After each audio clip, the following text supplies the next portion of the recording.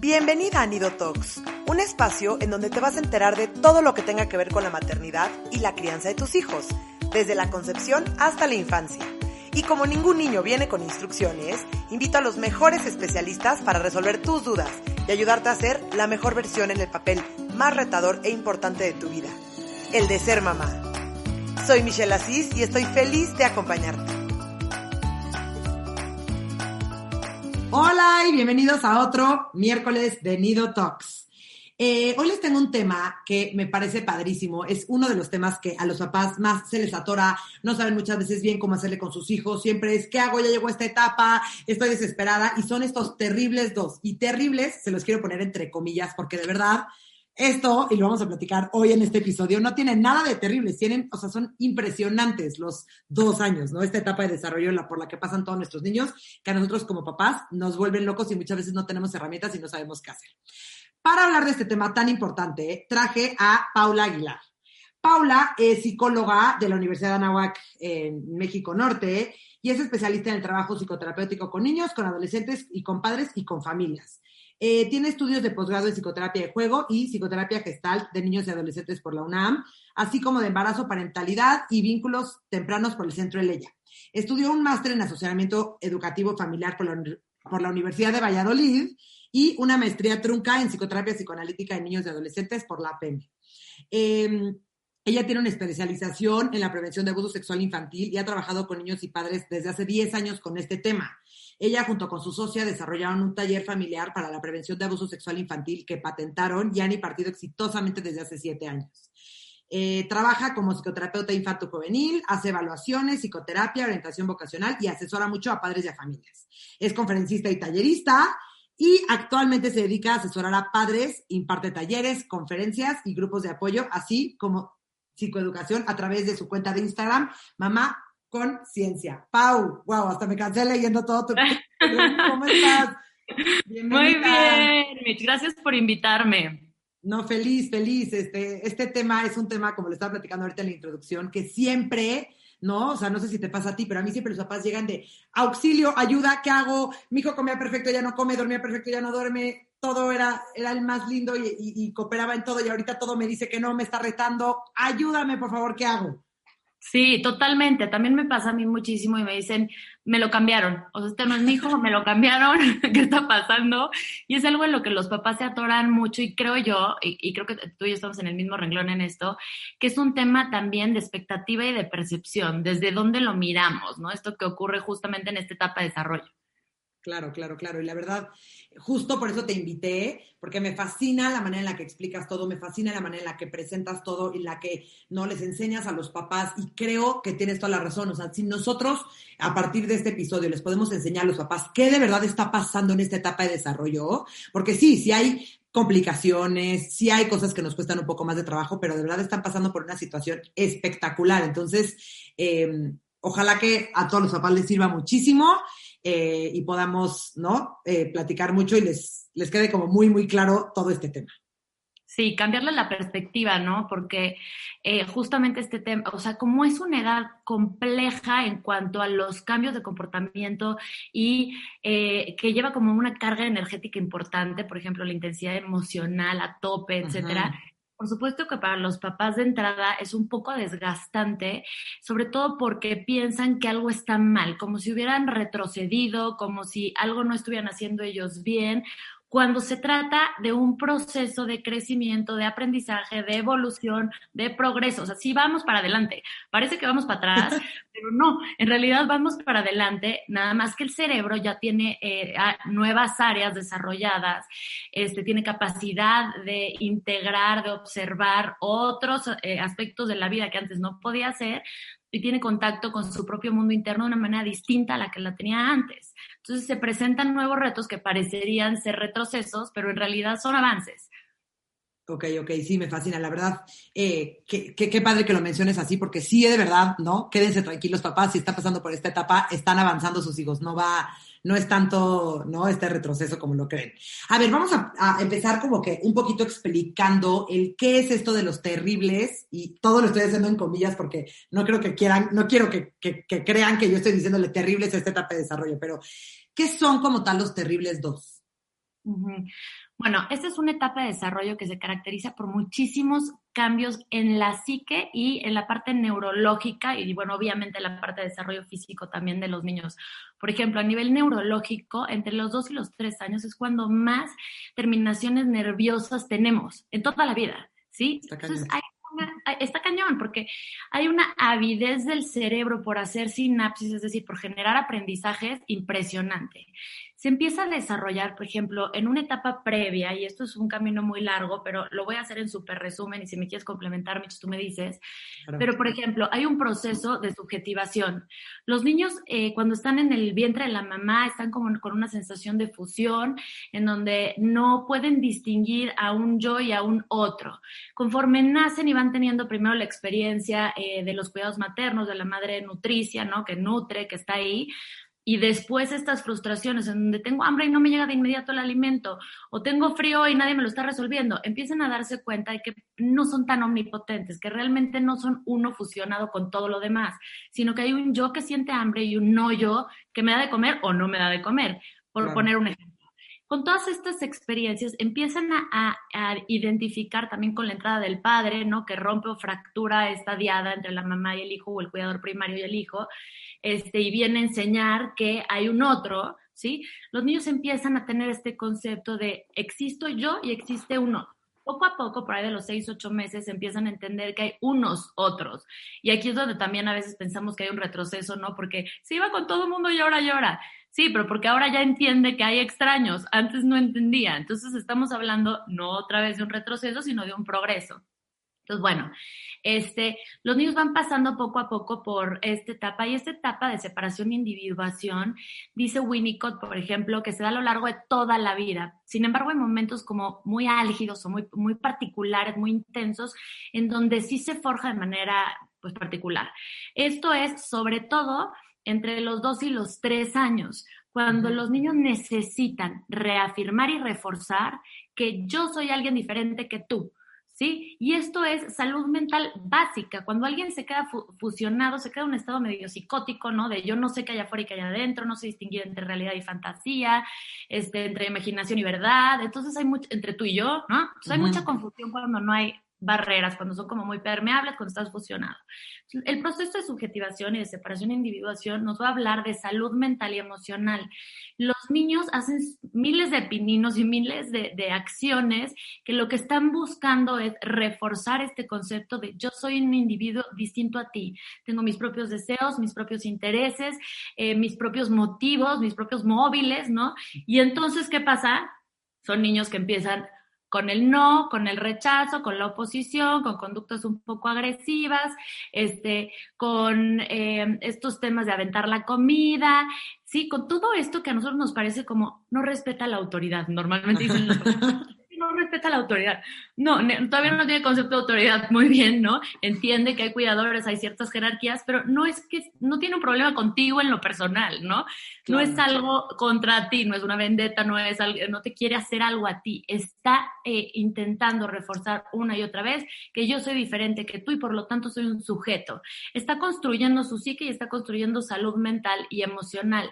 Por supuesto, esto es cansado, porque que te digan que todo que no, que rechacen, que se opongan a todo lo que le estás pidiendo, puede ser muy cansado. Sin embargo, lo que tú decías, qué hermoso y qué potencial, ¿no? De poder tener esta etapa en donde van a construir su identidad, van a consolidarla como en su base, y aparte van a tener la posibilidad de experimentar esto de poder y de control, ¿no? ¿Qué es esto de poder y control? No es un poder tiránico de yo aquí soy el dictador, sino es una cuestión de yo puedo, yo tengo cierto control sobre mi mundo interno, porque también empieza, y aquí ya empiezo a mezclar, Mitch, tú me vas acotando, pero bien, empieza también a desarrollarse la parte del córtex prefrontal, que es justamente en donde se da el control de impulsos, la autorregulación, la gestión emocional, el análisis, todas estas funciones secundarias que nos distinguen de los demás mamíferos, están en el córtex prefrontal. Y empieza a madurar de tal manera que ya pueden tener cierta posibilidad de autorregulación, es decir, de control hacia adentro, ¿sí? Que es esta parte con sus propias emociones y sus impulsos, y hacia afuera, que son estas manifestaciones de cuando yo digo que no me doy cuenta que algo sucede. Y fíjense qué potente, por ejemplo, en el tema de prevención de abuso sexual, un niño que ha experimentado el poder de su no, el poder de su rechazo, el poder de su oposición en el ambiente en donde cuando lo hace algo ocurre o algo cambia, es un niño que tiene la seguridad y la certeza para después limitar a alguien más con la seguridad de que algo puede ocurrir, ¿no? Esto como un aspectito, es que es un momento de tantísimos cambios, porque aparte, bueno, una cosa está ligada con la otra, pero, por ejemplo, en la cuestión del autocontrol, les digo que empiezan a desarrollar esta posibilidad de autorregularse, pero sienten su mundo emocional con una intensidad terrible. Entonces, hagan de cuenta que está a todo volumen, todas las emociones, las sienten durísimo y no saben qué hacer con ellas, ¿no? Antes lo que hacían era pues llorar y la gente decía, claro, es un bebé, llora, hay que darle lo que necesite. Pero como ahora ya caminan y como ahora ya medio hablan, entonces uno piensa que deberían de reaccionar como un adulto. De alguna manera nuestra mente es, ok, ya habla, ya camina, entonces debería ser como un adulto. Y la realidad es que no. Uno, está madurando neurológicamente. Dos, está en proceso de aprendizaje, ¿sí? Y en el proceso de aprendizaje, yo siempre digo, es como si quieres que tu hijo sea campeón de natación, pues lo tienes que meter a la alberca y al principio se va a medio ahogar y al principio no lo va a agarrar bien y le va a dar miedo y se va a salir y se va a volver a meter, ¿no? Es lo mismo para llegar a una autorregulación. El escenario de práctica para autorregularse son los berrinches, ¿sí? Son esta frustración terrible y súper intensa, en donde yo no aprendo a tolerar la frustración sin frustrarme, yo no aprendo a calmarme, a regular mi mundo emocional sin sentir un caos emocional. ¿Cuál sería si no mi escenario de práctica? ¿No? Aprende a jugar fútbol sin un balón y sin un jardín, pues está medio cañón. Igual acá, aprende a autorregularte sin sentir el caos completo, pues está cañón. Claro, claro. No, bueno, y justo todo lo que estás diciendo es a lo que ¿no? Por eso adoptaron este famoso apodo de los terribles dos, ¿no? Que es esta parte en donde te dice que no, en donde no te hace unos berrinches, en donde es un caos emocional fuertísimo, en donde te trae todas las emociones a flor de piel, en donde todo el tiempo te está, ¿no? Está todo oposicionista y está retándote todo y, ¿no? O sea, entonces es la parte en donde los papás dicen, no, qué horror, ya regrésame a mi hijo de año y medio, de año que estaba perfecto y ahora llegó esta personita, pero quiero que de todo lo que acaba de decir Paula, se queden con esto.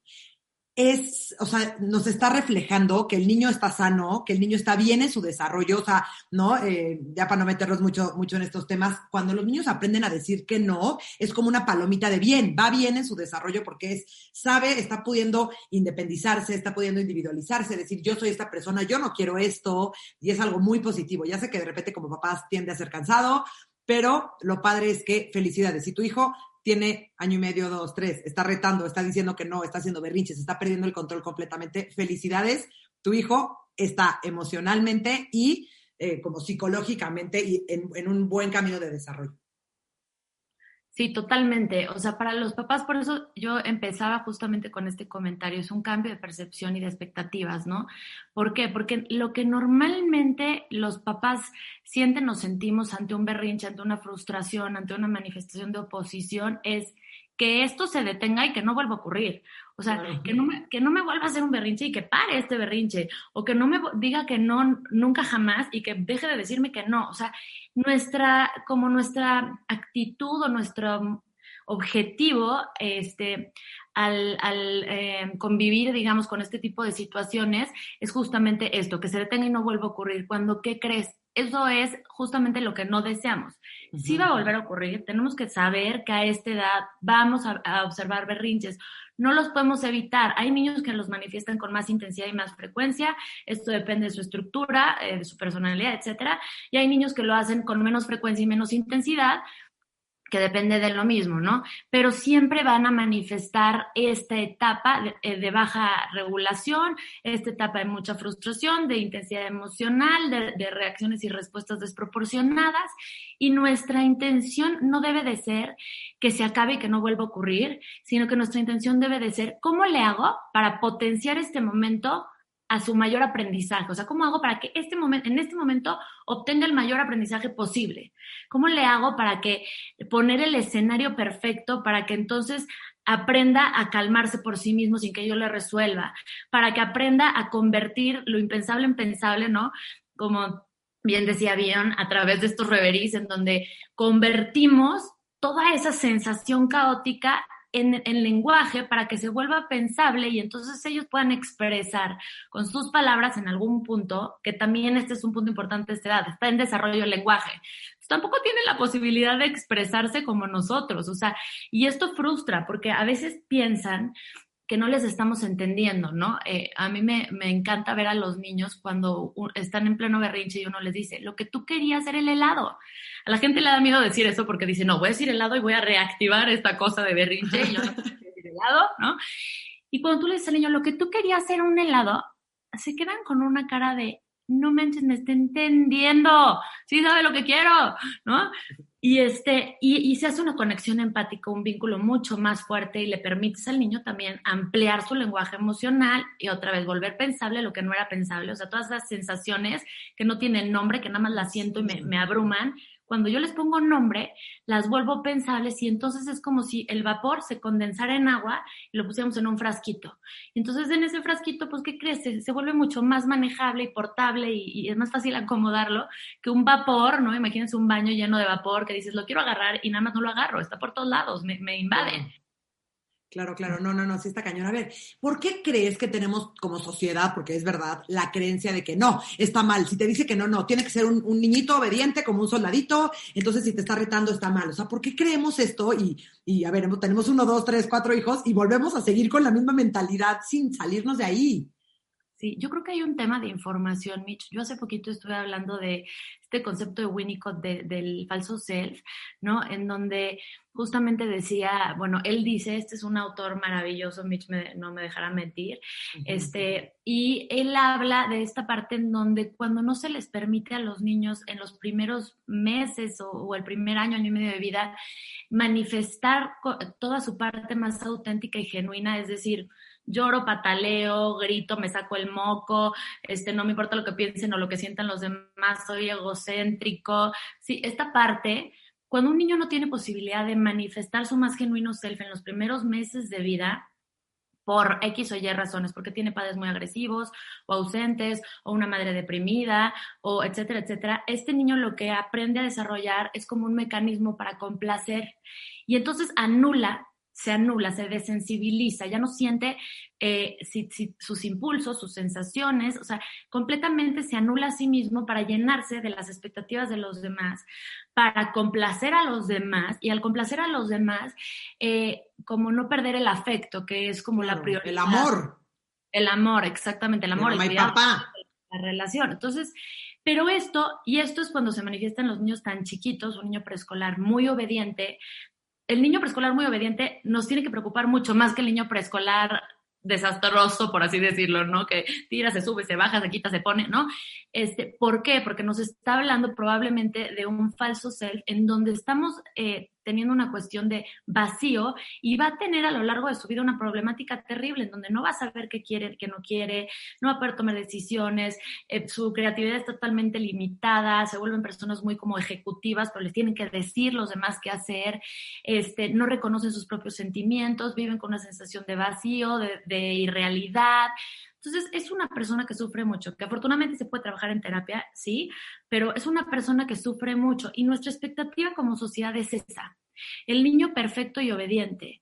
Entonces, ahí yo creo, Mitch, que es más bien un tema de informar. Por eso lo que tú y yo hacemos creo que es maravilloso, ¿no? De poder dar psicoeducación a tantos papás, porque a veces no es maldad, o sea, es simplemente creencias, ¿no? Pues a mí me dicen que el niño bueno, o sea, el niño deseable es el niño bueno y bien portado en la escuela, que es lo que se premia. Al que hace caso, que sigue las instrucciones, al que no se distrae, al que no habla, al que es lo que la Miss dice, ¿sí? Y ese no es el niño más sano. El niño más sano es aquel que en la primera infancia, sobre todo en los primeros 3 años de vida, muerde, pega, empuja, grita, se saca el moco, se echa el pun, o sea, todas estas cosas, ¿no? Que parecerían poco ajustadas socialmente, pero que son una manifestación más genuina y que después ya se empiezan a adquirir todos estos, pues, constructos sociales o este tema como de ajustarse en límites, normas y lo esperado. Claro, no, está muy cañón. A ver, vamos a un poquito desmenuzar el tema de los terribles 2. ¿Qué hago? Mi hijo me está retando y me dice que no todo el tiempo. ¿Es normal? Ya no estás diciendo que sí, pero ¿por qué sí es normal? ¿Por qué es lo esperado? Es lo esperado porque él está reforzando, uno, está intentando separarse de ti. Si tú eres una mamá, por ejemplo, o un papá, un poquito sobreprotector, un poquito que tiendes a fusionar a tu hijo, a que quiera lo mismo que tú, a que tiendes a buscar esta obediencia, tal, tu hijo va a tener más necesidad. Y si tiene una buena fuerza yoica, si tiene una estructura como fuerte, va a pelear con uñas y garras y dientes y todo por separarse, por decir, hey, dame un espacio para existir, yo no soy lo mismo que tú. Y ahí es cuando más oposición va a haber. Entre más espacio le damos a los niños para manifestar su auténtico self, para ser más genuinos, para consolidar su individuación, que cómo es esto, con muchas elecciones, haciéndolos autodirigidos, responsabilidades, es decir, todo lo que ya pueden hacer por ellos mismos, que lo hagan, ¿no? Si tu hijo tiene 2 años, ¿qué crees? A lo mejor no puede abrocharse las agujetas, pero sí se puede pseudo vestir, ¿no? Puede retirar su plato, puede recoger los juguetes. Entre más experiencias como de poder, de control, de elecciones que los definan, todas las elecciones son autodefiniciones. Cuando yo escojo una pera en lugar de una manzana, yo me estoy definiendo, yo estoy diciendo, esto me gusta más que esto no me gusta, esto sí me gusta. Entonces, todas las elecciones van a fortalecer de manera positiva lo mismo que están haciendo cuando te dicen que no, rechazan, etcétera, etcétera. ¿Quieres que tu hijo reduzca esto? Uno, vamos a analizar el tipo de crianza que estamos teniendo, o el tipo de paternaje más bien, ¿no? De, estás muy encima, no le permites manifestar sus deseos, sus emociones, sus intereses, tener esta parte exploratoria, a lo mejor hay algo por ahí, ¿no? Y por otro lado, vamos a darles mucho más espacio, obviamente dentro de límites, ¿no? De lo típico que siempre se dice, bueno, yo decido como mamá o papá que vas a comer verduras, tú eliges si calabaza o chayote, ¿no? Pero siempre los límites, no asfixiarlos, sino abrir los límites a que dentro de cada límite haya elecciones y opciones. Y entre más chiquitos son, les damos 2 o 3 opciones, más grandes podemos ampliar todas estas opciones y eso les permite a ellos constantemente estarse autodefiniendo, escuchar, por ejemplo, sus opiniones, sus deseos, validar sus opiniones, sus deseos, sus emociones, aunque no se vaya a actuar como ellos quieran, validar, decir, sí, mi amor, entiendo que se te antoja muchísimo el helado es delicioso, pero hoy no vamos a comprar helado, ¿sí? Vamos a poner límites, eso no va a cambiar, pero antes nos vamos a conectar empáticamente, vamos a validar, vamos a reconocer, a dar una mirada de existencia, todo esto, ¿no? Y eso modifica un poco, aunque, otra vez, como decíamos, no podemos ahorrarnos el camino de la frustración, los berrinches, las oposiciones.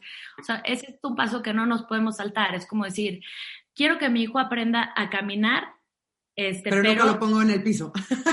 Nunca lo pongo en el piso, que no gatee y que no se desentones y rodillazos. Y que no se ensucie. Y que no se ensucie. No, pues está cañón, no creo que aprenda fácilmente a caminar, ¿no? Claro. Sí, o sea, para poder, ¿no? O sea, algo que probablemente tú también lo notas mucho es que hoy en día, aparte de que estamos viviendo en una sociedad que todo lo queremos para antier, todo, ¿no? Vivimos en el mundo del consumismo, ya el celular deja de funcionar y ya no funciona tu cargador y necesitas el nuevo, entonces estamos todo rapidísimo. Nos hemos vuelto personas adultos muy impacientes y muy intolerantes a la frustración. Por ende, estamos viendo niños muy intolerantes a la frustración. Pero los papás, y es de las consultas que más me llegan, así es que, ¿qué hago? Mi hijo no tolera nada la frustración. Y siento que es, de entrada, algo nuestro. Nosotros como adultos tampoco estamos tolerando la frustración. Nosotros como sociedad tampoco estamos tolerando la frustración. ¿Y cómo yo puedo permitir que mi hijo tolere la frustración si nunca lo he permitido sentirla? En el momento en que mi hijo se frustra, ya, le soluciono todo, entonces ya me volteo y ya.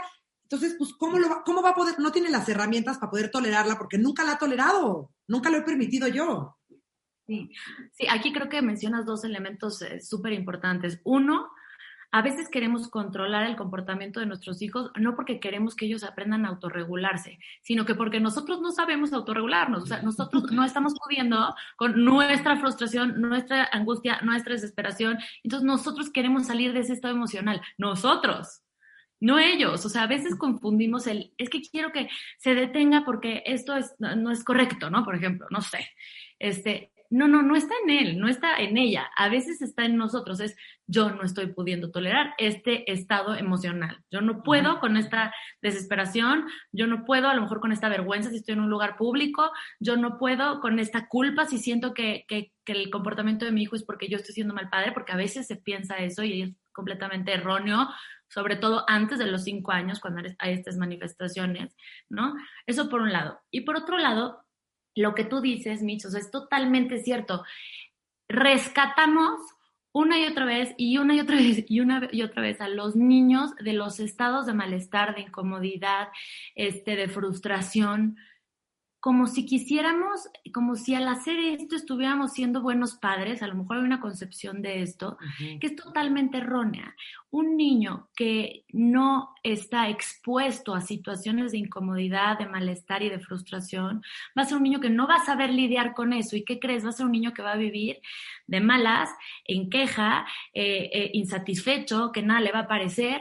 ¿Por qué? Porque no está acostumbrado a lidiar con las frustraciones e incomodidades normales de la vida. Yo no te digo, bueno, entonces vamos a ponerle canicas abajo de la cama para que tenga una incomodidad y lidie con ella. No vamos a inventar tampoco, ¿no?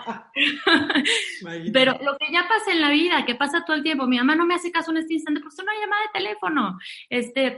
Yo quiero salir a jugar al patio y ahorita no se puede porque está lloviendo. Me van a poner una vacuna. Me gustaría ir al cine hoy y ¿qué crees? No me van a llevar al cine hoy. No me quiero ir a dormir y ya es hora de irme a dormir. Todos esos malestares, frustraciones, me tengo que subir al coche, me tengo que abrochar en la sillita. ¿Sí?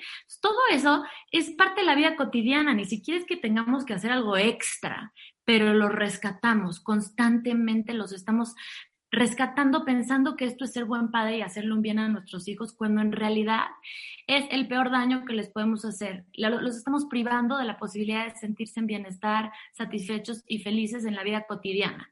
Va a ser muy poco lo que los tenga en ese estado y mucho lo que los haga frustrarse, ¿sí? Porque están acostumbrados a no vivir estas frustraciones, no saber lidiar con ellas y por lo tanto las viven como gigantes y abrumadoras. Claro, a mí hay una frase que me fascina que es: sobreproteger es desproteger. Y tiene tanta razón, porque tú cuando sobreproteges a tu hijo, le estás dando el mensaje de, híjole, no, tú no puedes. Yo te lo hago, y no, tú no puedes, yo te lo hago. Entonces, pues el mensaje que él recibe es, pues yo no puedo. Entonces, pues obviamente no va a poder. Sí, y tiene que ver, bueno, con este fenómeno que se llama profecía autocumplida, ¿no? Por un lado, de lo que uno cree, o sea, lo que uno pone como imagen del niño, sobre todo cuando son chiquitos que no tienen la posibilidad de construirse una imagen por ellos mismos, ellos digamos que se tragan la imagen que nosotros les reflejamos de quién eres tú. Y si tú por tus proyecciones, tu historia, lo que quieras, dices, no, mi hijo no puede resolver esto, él me necesita a mí, o porque lo quieres fusionar contigo y te cuesta mucho la separación, o X o Y, estás transmitiendo autoconcepto. No solamente son mensajes, cuando son chiquitos transmites su autoconcepto. Y por supuesto que acaban siendo niños que no pueden actuar por ellos mismos, que sienten que necesitan a alguien más para estar completos, que se sienten incapaces, que se ponen en el lugar de la víctima, que no asumen responsabilidades, ¿no? Que siempre el otro tiene la bolita. Yo no reprobé, me reprobaron, no choqué, me chocaron, yo le saqué la porque ella me molesta todo el tiempo, ¿no? Y generamos niños que no saben asumirse tampoco. Está cañón. Ya, para no desviarnos del tema, porque obviamente podemos estar tú y yo aquí 90 minutos hablando que tú y yo podríamos estar aquí para siempre. 100%. Regresando un poquito al tema de todo esto que está pasando los papás, ¿por qué crees tú que en esta etapa de desarrollo los niños, por ejemplo, dejan de comer o se empiezan a volver un poquito más piquis? Uh-huh. También es esto lo que decías de que también empiezan como a conocer como sus sensaciones internas, etcétera. Uh-huh. O sea, hay una combinación de factores. Por un lado, están justamente en una edad como muy motriz, muy de mucha exploración, lo que decíamos hace rato, que el cerebro es la etapa en donde más terminaciones nerviosas tiene disponibles. Entonces, por un lado, hay una cuestión en donde hay un span de atención súper breve, en donde hay mucho interés por explorar. La comida pasa a quinto lugar, ¿no? Por un lado. Por otro lado, hay esta cuestión también como de rechazo, de oposición, de volver a este proceso mismo de subjetivación de esto me gusta, esto no me gusta, lo que antes me gustaba ahorita lo rechazo, tiene que ver a veces, y se pone mucho en la comida, tú sabes, Mitch, mucho de la relación con la propia madre, ¿no? Entonces, a veces cuando está pasando un tema de rechazo a la alimentación, que en este etapa es bastante común de observar, pero veamos qué está pasando también en la relación con la mamá o con el papá, qué está pasando en tema de fusión, qué está pasando en tema de sobreprotección, que bien decía Mitch, yo lo digo de una manera diferente, pero es lo mismo, ¿no? Y yo digo, la negligencia y la sobreprotección tienen el mismo efecto en un niño y son igual de agresivas. Las dos le dicen, tú no eres lo suficientemente capaz, las dos lo imposibilitan para la vida. Entonces, cuando nosotros estamos como muy encima, muy controladores, dando poco espacio, los niños manifiestan en donde puedan esta cuestión de decir, soy diferente. Es más, incluso también luego en control de esfínteres, ¿no? También se da este tema, que tiene que ver también con otros procesos, pero se da este tema en donde es lo único que yo sí puedo controlar. O sea, tú no me puedes hacer deglutir comida o no me puedes ir a forzar a que haga yo popó en el baño por más que me sientes, ¿sí? Y son esto lo que nos habla también de tiene una necesidad de tener mayor control sobre sí mismo. ¿Cómo se la puedo dar en un ¿cómo se dice? Escenario más positivo, que sea más adaptativo y más funcional, ¿sí? Para que en esto se reduzca. Me pasa luego mucho que me dicen, oye, es que no está durmiendo bien tal, y me pongo a trabajar otras cosas. Me dicen, ¿cuándo vamos a trabajar lo del sueño? Le digo, es que trabajar, por ejemplo, el sueño no es trabajar el hábito del sueño, es trabajar lo que ocurre alrededor. Tenemos que trabajar angustia de separación, tenemos que trabajar constancia objetal, tenemos que trabajar muchos otros aspectos del niño a nivel emocional que se van a ver reflejados en el síntoma que es el sueño o en el síntoma que es comer. Claro. Sí, entonces es normal, es común que pase en esta etapa. Papás, de verdad, no se angustien. Si están pasando por eso, no son los únicos. Sé que muchas veces como papás platican o no en redes sociales, sacan solo lo bonito y lo precioso y cuando se están portando bien, pero te los apuesto que todas las personas o los niños que están viviendo esta etapa están viviendo lo mismo y los papás igual viven con la misma frustración, o sea, no, las peores angustias de los papás son, es que me está retando, es que no sé cómo poner límites, es que ¿qué hago? Pero es que ya lo castigué, pero entonces no funcionó, pero entonces me hizo un berrinche y todos están en lo mismo, ¿no? Pau, dime una cosa, ¿recomiendas algo? Digo, empezaste platicando el episodio que es bien importante estar como cambiar un poquito la percepción, pero ¿recomiendas que los papás, no sé, tengan algún tipo de herramientas o algo para llegar como preparados? Sé que nada te prepara, pero un poquito como que puedan llegar como preparados a esta etapa para saber qué esperar, aparte de este episodio. Sí, bueno, la parte que decías, ¿no? Uno, cambiar el chip, que se trata, a ver, tú ve la frustración, ve el berrinche, ve la oposición, como aquí es un escenario de práctica para generar un aprendizaje. ¿Cuál es el aprendizaje? Y entonces ahí le voy a dar yo escenarios más funcionales y más adaptativos para generar el mismo aprendizaje de manera tal que se dé de una manera pues más armónica, más fluida, por un lado. Por otro lado, sí tiene que haber mucho como análisis personal y posibilidad de manejar nuestro propio mundo interior, porque creo que parte grande de los tropiezos es justo esto, que yo pierdo los estribos, que yo pierdo esta posibilidad de estar ecuánime, ¿no? Que yo, al perder el control, al no saber qué hacer, al no poder, cuando yo pierdo el control, yo salgo de mis casillas o me salgo de mi lugar seguro y entonces es cuando yo reacciono con una descarga emocional distinta y ahí no podemos aprovechar el escenario de aprendizaje, sino lo único que estamos haciendo es teniendo una descarga emocional, buscando el control a como dé lugar, que a veces les digo, es control no tanto para ellos, sino para nosotros, ¿no? De quitan esta sensación, o de ya no me quiero sentir así como adulto. Otra parte es, bueno, tener técnica, la técnica para intervenir durante un berrinche, ¿no? Saber qué se hace. Ustedes tienen que saber, y Mitch, yo sé que tú también hablas de este tema, aquí me complementarás, pero a saber que el berrinche se da en una curva. Aprender a leer los signos de nuestros hijos cuando dices, híjole, ahí viene, ¿no? Entonces, porque ahí apretó las manos, porque apretó la quijada, porque hizo cierta mirada, cierto comportamiento, ¿no? Que sabes que ya viene. Entonces, cuando tú puedes predecir y llegas antes de que empiece la curva del berrinche, es mucho más fácil que el berrinche se dé con menos intensidad. Se va a dar, tiene que pasar por la frustración, ¿no? Pero a lo mejor se va a dar con menos intensidad. Cuando estamos en curva de berrinche ya es sistema límbico, entonces no podemos razonar con la emoción, porque la emoción habla francés y la razón habla japonés, ¿no? Entonces no puedes hablar japonés al francés francés y el japonés japonés. Permitirle autocalmarse, no llenar de palabras de, pero mi amor, pero entonces estuvo muy mal, pero ya no hagas, pero no. A ver, cuando estamos en curva de berrinche es sistema límbico. Lo único que podemos hacer es empatizar con la emoción. Entiendo que estás muy enojado. Aquí estoy si me necesitas. Ya. Y cuando baja esta curva de berrinche podemos volver a intervenir, ¿no? Empatizando con la emoción, validando, fijando el límite, y esto les permite a ellos generar herramientas. Hay obviamente cosas mucho más prácticas, como por ejemplo el clásico rincón de las emociones, donde pueden tener una caja o algo, ciertos elementos que cuando el niño esté en un estado emocional tranquilo, se platica, y te acuerdas que cuando te enojas te cuesta mucho trabajo tranquilizarte, ¿qué crees que te podría ayudar? Yo pensé en un reguilete para que lo soples y tu respiración te ayuda a tranquilizarte. ¿Tú qué piensas? ¿Qué te gustaría meter en esta caja? ¿No? Y llenan esa caja de algunos elementos a lo mejor que pudieran funcionarle en estos momentos y la tienen en algún lugar. Hay niños a los que les funciona, hay niños a los que ni la pelan, y es más, si les aumentas el punto los puedes poner peor. Hay niños que les funciona la contención física y hay niños que los desestructura por completo la contención física, o sea, un abrazo, ¿no? Acercarte. Pero ya me estoy desviando del tema. ¿Cómo más preparar para llegar a esta etapa?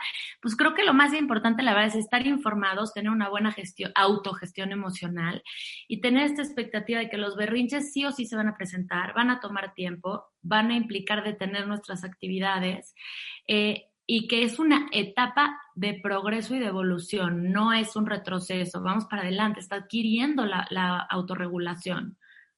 Está buenísimo, sí, y que van a pasar, ¿no? O sea, muchas veces los papás no, de repente yo doy talleres y está una mamá de un bebé de 1 año y después está un papá de uno de 4 y la mamá del niño 1. ¿Cómo? O sea, ¿todavía me esperan más años de esto? O sea, sí es como una frustración no, yo no sé si me pasa mucho con los papás que empiezan a futurear muchísimo. Pero entonces, si es ahorita, ¿cómo va a ser en primaria? Y después cuando sea adolescente, entonces, ¿cómo me va a ir cuando sea adulto? Y no, a ver, frénate, necesitamos empezar a ver las cosas hoy por hoy, porque si nos empezamos a fantasear en qué va a pasar en el futuro, acabamos, wow.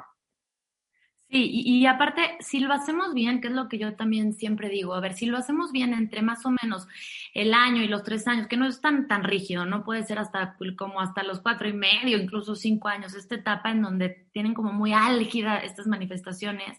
Si lo hacemos bien en esta etapa, ¿qué crees?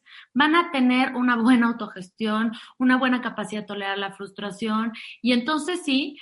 Ayer me preguntaban de un tema adolescente y yo justo decía, es que, perdón que me regrese a la infancia, pero es que para una buena adolescencia tuvo que haber tenido herramientas en la infancia, porque en la adolescencia ya nos tenemos que echar 3 pasitos para atrás y confiar en lo que sembramos, ¿no? En lo que ahí quedó.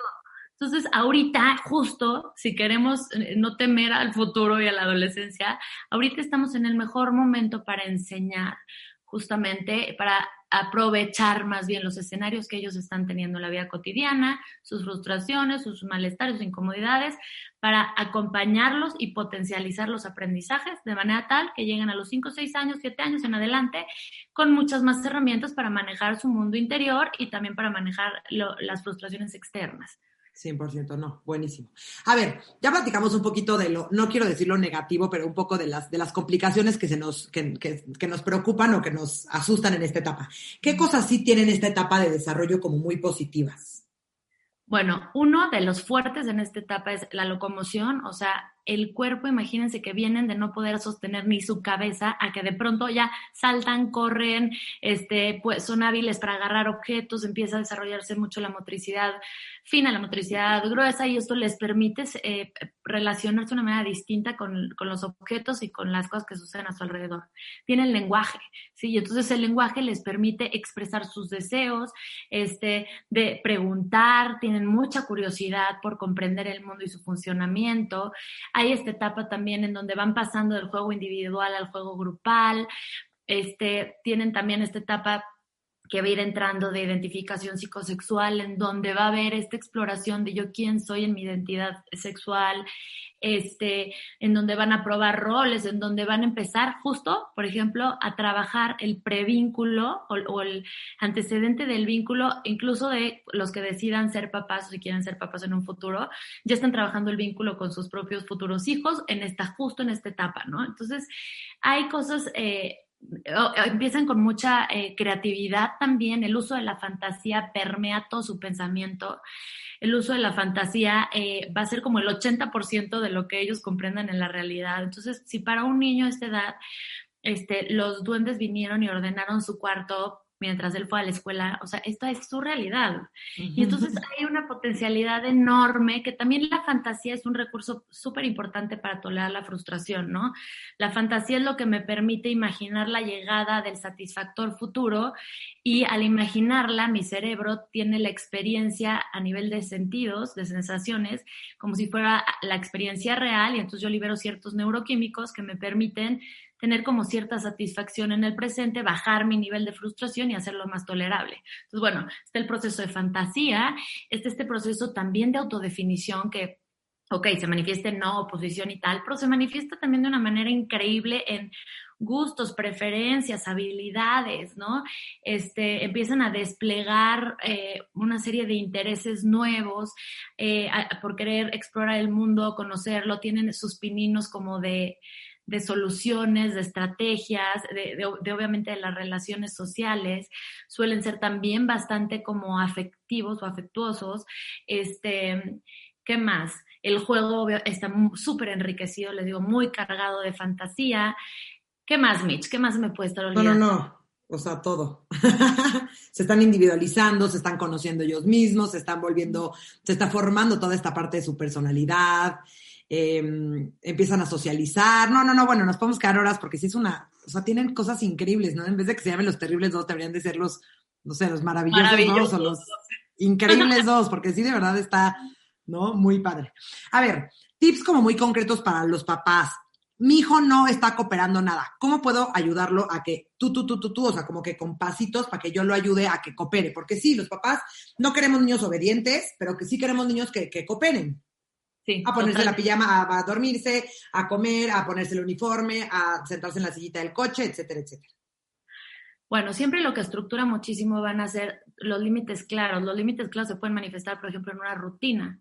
Si yo ya sé que cuando me despierto, luego me lavo los dientes, hago pipí y me visto, por decir, y eso es predecible y eso es constante, acuérdense, los niños aprenden por consistencia y constancia. Tú le puedes decir al niño, hay que recoger los juguetes cuando los sacas, pero sí, a veces sí, y a veces no, y a veces lo recoges tú, y a veces le dices, y a veces no le dices.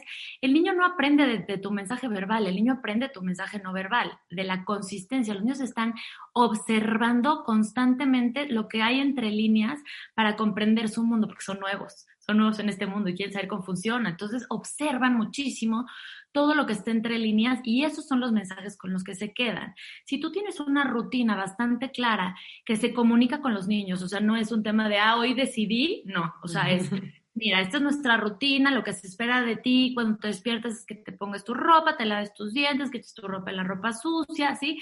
Ahí ya estás poniendo tema de responsabilidades, estás poniendo tema de límites, estás poniendo tema de elecciones, ¿no? Por ejemplo, si tú le dices, tú puedes escoger tu ropa, a lo mejor entre semana, y el fin de semana si tienes un eventillo o algo que ahorita COVID un poco difícil, pero bueno, pues a lo mejor dices, los fines de semana mamá o papá te escogemos tu ropa, pero entre semana tú puedes escoger tu ropa, por decir, ¿no? Sobre todo ahora que no usan uniforme y demás. Entonces, si ellos tienen como muy claro qué es lo que se espera de ellos, qué va antes, qué va después y qué va al final, es mucho más fácil que estén estructurados. Darles muchísimas elecciones, como les decía hace rato, ¿no? Que en todo se puede tener elecciones. Oye, vamos a tener un momento tranquilo. ¿Quieres leer, escuchar música o dormirte un rato? ¿Sí? Oye, ahora vamos a hacer una manualidad. Puedes usar plastilina o puedes pintar, ¿sí? Hay que hacer la tarea. ¿La quieres hacer antes o después de comer? Te voy a subir a la sillita del coche. No quiero. Yo sé que es muy desagradable sentirte apretado, pero es por tu seguridad. ¿Te abrocha papá o te abrocha mamá? O te abrochas tú o te abrocho yo. O sea, muchas elecciones que les puedan ayudar a ellos como a esta cuestión. Permitirles tener también como sus propios espacios, tener esta cuestión de escuchar abiertamente y empáticamente para que ellos manifiesten desde sus emociones, sus deseos, sus intereses, sus gustos. Y nosotros como papás, aunque parezcan irrelevantes, darle la importancia que tendría para un niño. Si para un niño fue muy importante que el vaso, porque otra característica de esta edad es que son muy rígidos. Entonces, si yo quería el vaso rojo y me serviste en el morado, ¡oh, Dios! Se acabó el mundo, ¿sí? O me cortaste la quesadilla en dos y yo la quería completa, Exactamente, eso muchísimo. ¿Por qué me das el plátano partido si yo lo quería completo y entonces ya no me voy a comer el plátano, ¿no? Y entonces todo este tipo de cosas suelen ser un poquito desgastantes. Esta rigidez, acuérdense que la flexibilidad tiene que ver con la capacidad de adaptación y la capacidad de adaptación tiene que ver con la posibilidad de tener éxito en la vida personal y profesional. Entonces, esta es una etapa de rigidez en sí. ¿Sí? Porque justamente por este tema del control, ¿no? Que están experimentando su propio control con las cosas, etcétera. Pero vamos a ayudarles a, dentro de todo, intentar ser más flexibles. Hay que darles también alternativas. No, mi amor, no puedes aventar la comida. Si tú quieres aventar algo, puedes aventar estas pelotas, ¿no? Consecuencias lógicas, ya aventó la comida. Ok, elegiste aventar la comida, entonces eliges bajarte y recogerla también, ¿sí? O sea, toda esta cuestión en donde cuando uno elige, no es te voy a hacer provocar dolor y castigar y la venganza, no, es lo lógico. Oye, pues si a mí se me cae no sé, aunque esté en mi casa, se me cae el celular, pues lo voy a recoger, ¿no? Uh-huh. O si estoy en casa de una amiga y tiro la copa de vino en el sillón, voy a pedir una disculpa, le voy a pedir que me dé agua mineral o lo que sea, y lo voy a limpiar. Entonces, claro, es simplemente las consecuencias naturales, así como una consecuencia natural es que si yo soy amable, probablemente sean amables conmigo de regreso, ¿no? Las consecuencias lógicas de la vida, también implementarlas. Y te digo, lo de las alternativas, por cada no, intenta sí dar un sí. Ok, no puedo morder, ¿qué sí puedo hacer con esto que tengo ganas de morder, ¿no? Cuando están en esta etapa, sí hay una manifestación física muy importante, o sea, ya más grandes que no tengan miedo, ¿no? Porque dices, si lo dejo morder y pegar, entonces ¿siempre va a morder y pegar otra cosa? No, van creciendo y van sustituyendo la manifestación física por la verbal, aunque siempre tenemos un poco de manifestación física. Y si no aprendimos a tolerar la frustración, un mucho de manifestación física, como a lo mejor pegarle a la mesa, subir la voz, azotar una puerta, ¿no?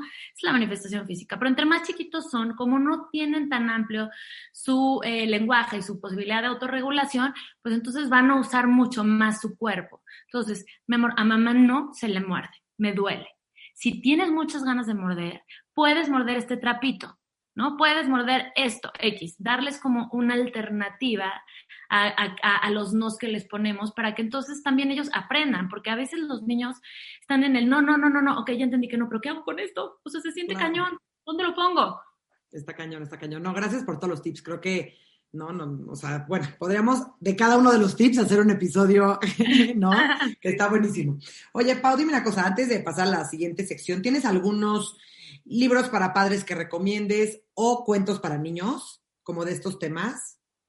Mira, a mí me gusta mucho, por ejemplo, de Ana Serrano. Tiene un libro creo que se llama Aprendiendo a Crecer o Crecer de 0 a 3 y de 3 a 6. Sí. Sí. Ayudando a crecer. Hay de 0 a 3 y de 3 a 6. Me gusta mucho porque ella hace como que un compendio de los mejores autores, a mi parecer, y lo explica de una manera para papás, o sea, que no tienes que saber el tecnicismo para entender esas lecturas, sino que... Entonces, esos libros, por ejemplo, se me hacen como muy fáciles, muy digeribles, pues sí, esos me parecen como muy buenos para entender toda esta parte del desarrollo, etcétera. Y muy sencillos. Y en cuanto a cuentos, hay una como colección que se llama algo así como el monstruo del hambre, el monstruo fastidioso, el monstruo... Hay como varios que habla de justamente cuando le domina la emoción a este niño, cómo se convierte, ¿no? Como en este monstruito que quiere destruir todo, y cuando ya se le da de comer, o cuando ya se le pasa el efecto de los dulces, o cuando ya duerme, entonces esto les puede ayudar. Hay uno también, que también es de Ana Serrano, que creo que este es más difícil de conseguir, pero es El Dragoncito, me parece que se llama. Ajá, lo consiguen en Proyecto Day, ahí lo ven. Ajá. Proyecto Day debe de estar, es del Dragoncito, y también como habla de esta cuestión de autorregulación, control de impulsos. Hay uno en inglés que tampoco sé si se consigue muy fácil, que se llama Rex Rexit, que es un dinosaurio, un Rex, que los otros amiguitos construyen todo y él todo impulsivo va destruyéndole las cosas hasta que todos se hartan y dicen, bueno, vamos a hacer un proyecto en conjunto, y el otro se muere de ansias de destruirlo y le construir y luego ya terminamos destruyendo, ¿no? Pero este también está bueno para estos temas y creo que por ahora es de lo que se me ocurre. Obviamente todos los que trabajen emociones, pues les van a ampliar el lenguaje emocional y les pueden ayudar, como el típico del monstruo de las emociones, del pájaro del alma, este tipo de cuentos. Me fascina, gracias. Oye, Pau, antes de que acabemos, quiero pasar a la última sección un poquito como desvelando todos estos mitos. Y quiero hacerte unas preguntas y que me contestes verdadero o falso y por qué. Ok. Los terribles dos no tienen nada de positivo, todo es terrible. Falso. Hay cosas hermosísimas, están desarrollando su personalidad, su subjetividad, sus vínculos con otras personas desde quien ellos son y todo lo que ya platicamos. Buenísimo. Oye, ¿los niños hacen berrinches para manipularnos?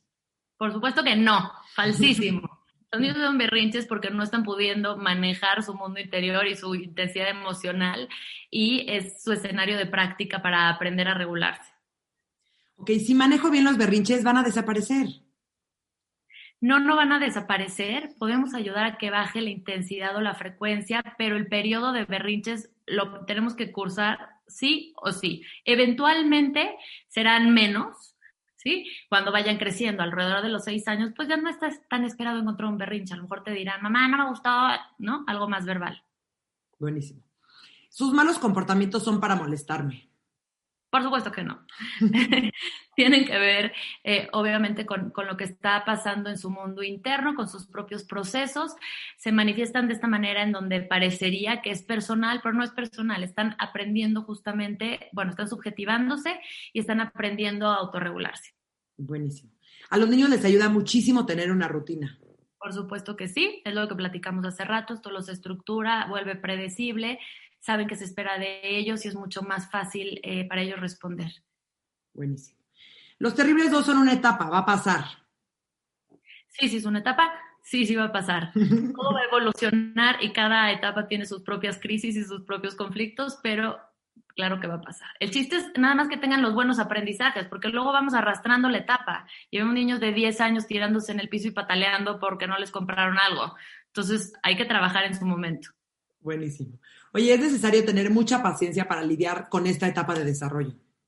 Sí es necesario tener mucha paciencia y estar muy trabajados en nuestro mundo interior para saber nosotros también autorregularnos y gestionar nuestras propias emociones. Buenísimo. Oye, si mi hijo deja de comer en esta etapa, ¿es probable que comerá mal toda su vida? No, para nada. Es una etapa, hay etapas en la alimentación, esta es una etapa en particular. Lo que sí es que es un tema bastante delicado el de la alimentación, entonces hay que evitar todo lo que tenga que ver con castigos y cargas excesivas, obligarlos a comer, que se terminen todo, porque entonces ahí sí puedes generar como un nudito en la cuestión de la alimentación. Buenísimo. Oye, ¿en esta etapa sus emociones están más a flor de piel? Sí, es como si estuvieran a máximo volumen y son muy volátiles también, o sea, de pronto están felices, de pronto están enojadísimos y luego otra vez felices y luego tristísimos y esta es una cuestión justamente por lo mismo que decíamos del prefrontal que va a ser el que va a regular la expresión emocional y todavía está pues en proceso de desarrollo. Buenísimo. Oye, ¿y hay estrategias y herramientas que yo como papá puedo utilizar para que esta etapa no sea tan terrible? Sí, toda esta cuestión que ya hablábamos, ¿no? De responsabilidades, elecciones, permitirle tener espacio para expresar sus intereses, sus deseos, apoyar un poco en este sentido y acotar cuando sea necesario acotar, haciendo como este proceso empático de las emociones, validándoselas, dándoles más lenguaje emocional, etcétera. Perfecto. Pau, qué gran episodio. Espero que todos los que nos estén escuchando estén tomando notas como locos, porque de verdad es información valiosísima. No se angustien, papás, esta etapa pasa, esta etapa es normal, todo lo que están viviendo sus hijos es común, no se nos angustien. Y de verdad te quiero dar las gracias por estar aquí en Nido Talks, de verdad que estuvo padrísimo el episodio, me encantó. Y bueno, o sea, me encanta escucharte, de verdad que soy tu súper fan. Ay, Mitch, muchas gracias por invitarme y al revés, yo pienso lo mismo de ti y está padrísimo que podamos complementarnos, sumarnos y todo a favor de la niñez y de las familias, entonces te agradezco mucho el espacio. No, gracias a ti por estar aquí, gracias a todos por escucharnos. Nos vemos el próximo miércoles, bye.